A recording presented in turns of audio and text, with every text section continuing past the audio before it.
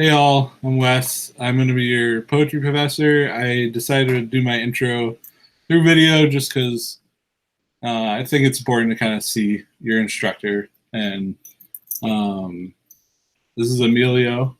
He's our little special needs puppy. He's got a neurological disorder that affects his balance. He's very wobbly. Um, he's going to go for a walk right now while I finish this video.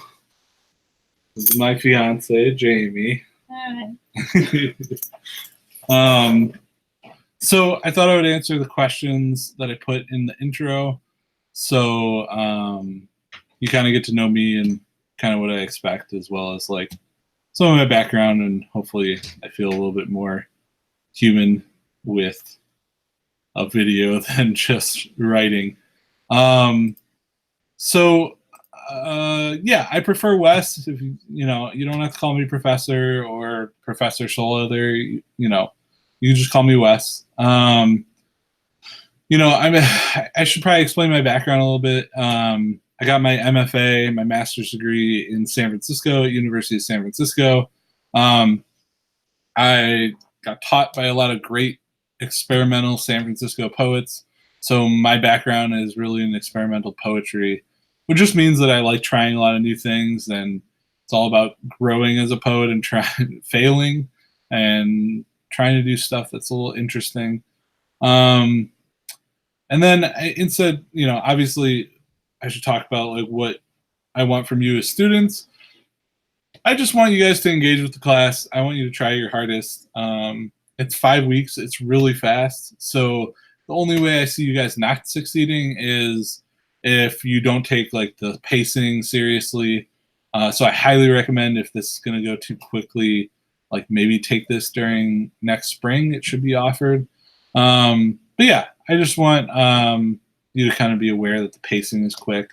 Otherwise, yeah, I have a video about how you can do your reflection posts and stuff like that, in case you want to know how to do really well in the class. But really, it's about effort, trying your best, learning about poetry through how you engage with it. And please let me know what I can do to help you succeed.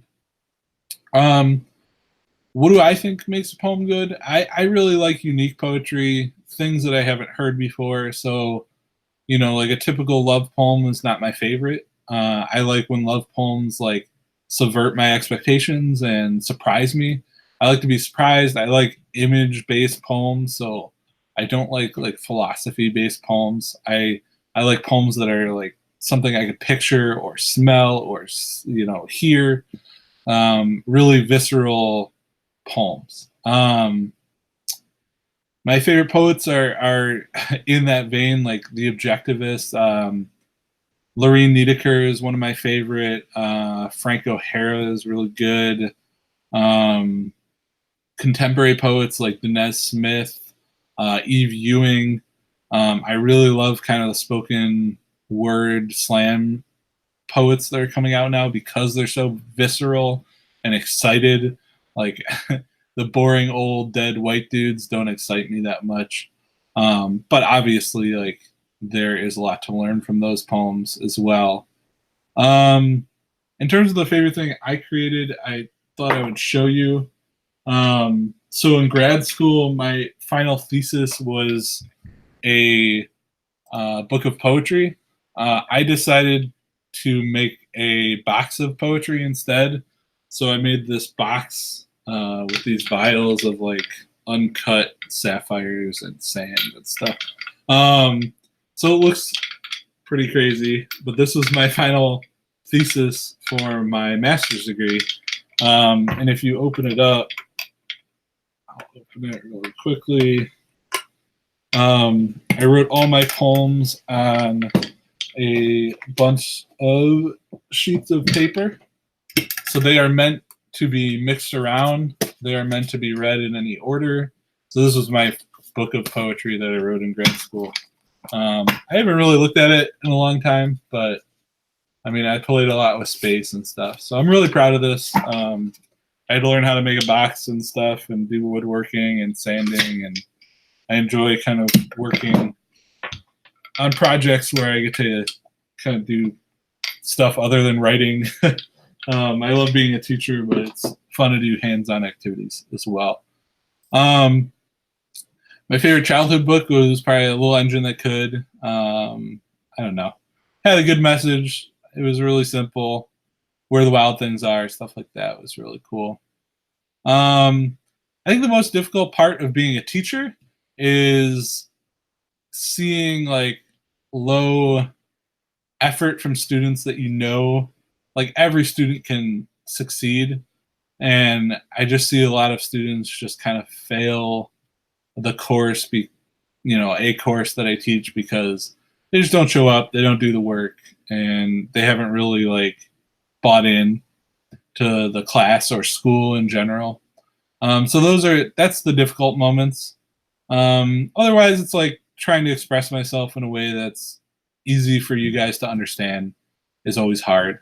And I'm also a student, so I understand where you guys are coming from. I'm excited to see what makes it difficult for you because I don't want to do that. I don't want to be the teacher that assigns busy work for no reason. I don't want to be the teacher that doesn't engage with you on a like conversational level and an equal playing field. Like I don't want to hold any power over you.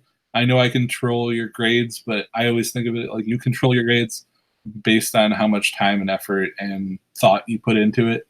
And then my spirit animal is, in my opinion, an octopus. I love octopuses. I have this huge octopus plush.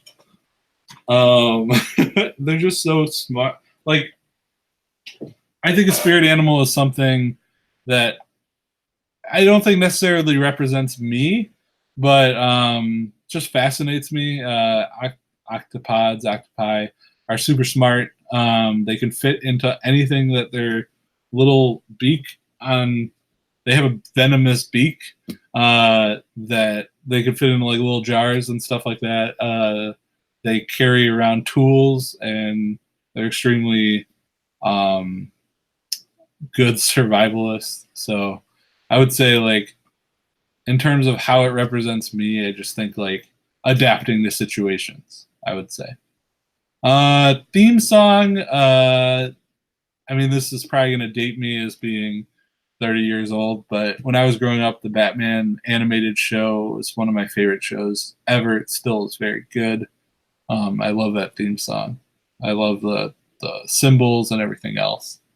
In terms of like a more modern theme song, I really love the Spider-Man soundtrack from Into the Spider-Verse. The Start a Riot song by Duckworth and Shabuzi is amazing. I'll just play like the first part really quick. I don't know if I'm going to get demonetized, but it builds. It's a very good pump up jam.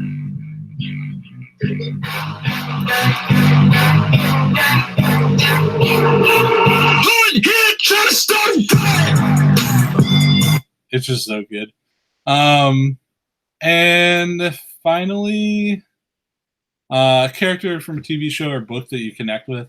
I feel like it depends on what I'm reading or doing. I love Star Wars, so I love kind of connecting with, like, growing up, I read a lot of like Lord of the Rings, Game of Thrones. So just finding those, I don't know, characters that kind of, again, kind of struggle but succeed eventually, like Arya in Game of Thrones, or like Frodo in Lord of the Rings, like people that go through a lot and come out on the other side and are successful. So yeah, that's kind of it. Feel free to, again, post in your own way, be creative, do whatever you want. But I am excited to learn from you guys. I'm excited to see what you have to say about poetry. And if you have any questions, let me know. But yeah, nice to meet you.